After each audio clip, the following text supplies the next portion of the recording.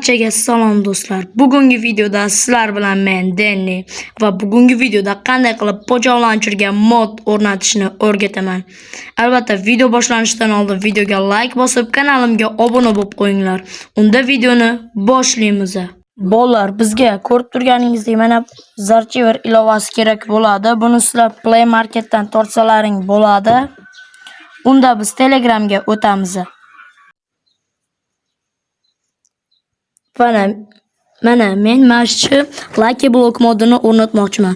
Biz buni qanaqa qilib Zarchiverga o'rnatamiz deganimizda, menidagi faylni chekkasida 3 ta nuqta turibdi. Ana shuni ustiga bosib, yuklanmalar jildiga saqlashni ustiga bosamiz.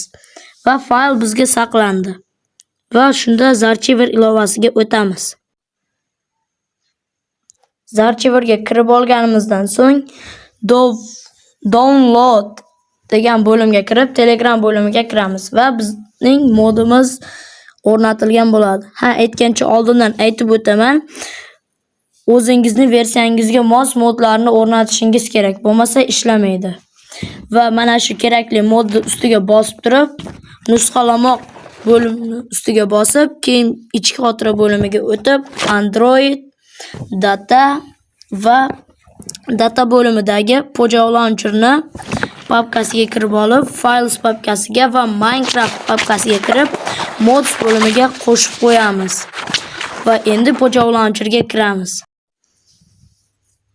Bolalar, sizlarga men Alexjon Design kanalini tavsiya qilaman. Bu kanalda siz juda ham ajoyib bo'lgan preview, avatarka va bannerlarni tayyorlatishingiz mumkin. Bu kanalda biz tezroq 100 ta obunachimiz kerak. Shuning uchun bu kanalga hoziroq obuna bo'lib qo'yinglar. Bu kanalga havola esa video opisaniyasida va kommentariyasida bo'ladi. Albatta o'tib obuna bo'lib qo'ying. Mana do'stlar, bizda po'choqlantirga kirdi.